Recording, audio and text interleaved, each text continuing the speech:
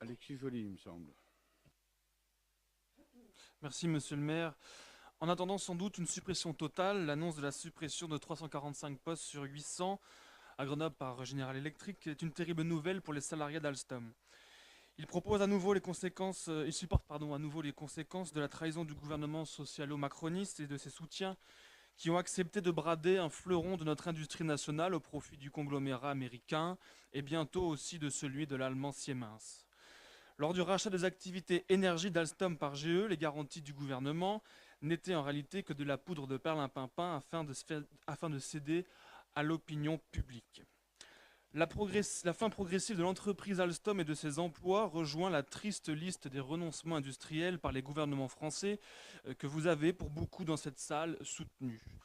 Dans l'industrie navale avec STX, dans le domaine de la défense avec la fusion Nexter, Krauss-Maffei-Wegmann, mais aussi le ciment avec la fusion Lafarge, Holcim, ou le parapétrolier avec la prise de contrôle de Technip par l'américain FMC, sans oublier évidemment la tragédie Arcelor et le désastre Alcatel.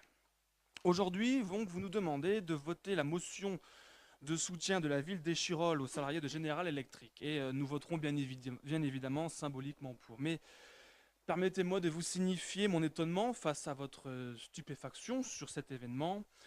Oui, monsieur le maire, General Electric est un groupe capitaliste. Notre président, un ancien banquier d'affaires, plutôt proche du loup de Wall Street que des considérations du peuple. Et évidemment, un loup comme gardien de troupeau pour surveiller les moutons, qui tient rarement ses promesses.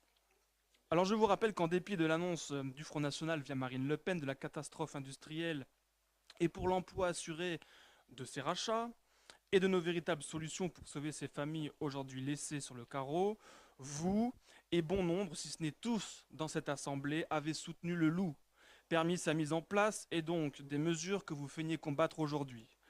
Vous regrettez les délocalisations d'emplois à l'étranger, en Inde, en Chine et ailleurs, mais pourtant, en tant que bon trotskiste, donc de l'idéologie d'un homme nihiliste, nomade, sans frontiérisme, oui, merci, vous nous donnez des cours, donc sans nation, sans racines, ayant pour seule maison, seule frontière, l'immensité du monde, avec une à égale compassion pour un ouvrier chinois que son voisin de palier français, que vous devriez donc vous réjouir pour les emplois créés en Chine.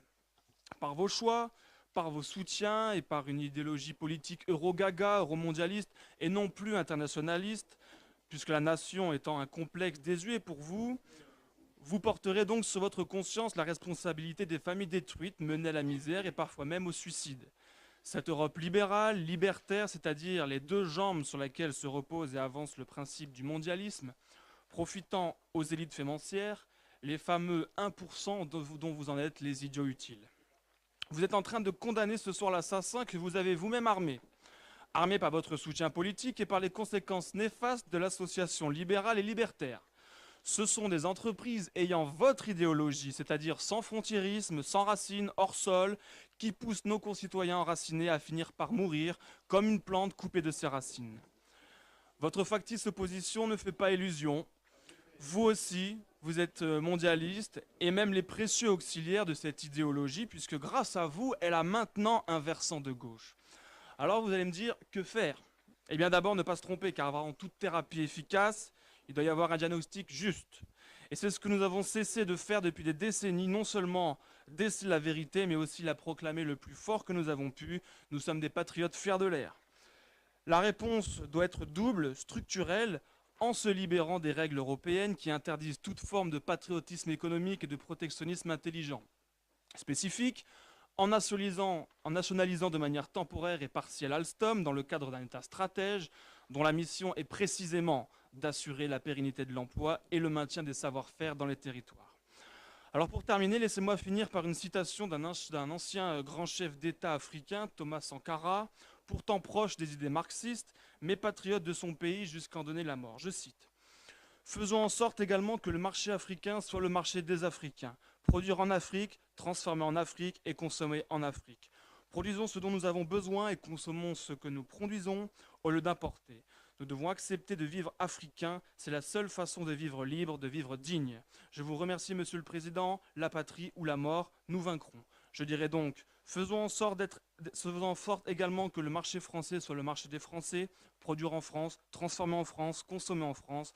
Produisons ce dont nous avons besoin et consommons ce que nous produisons au lieu d'importer. Nous devons accepter de vivre français. C'est la seule façon de vivre libre et vivre indigne. Je vous remercie, Monsieur le Président. La patrie ou la mort, nous vaincrons. Je vous remercie. Est-ce qu'il y a des oppositions?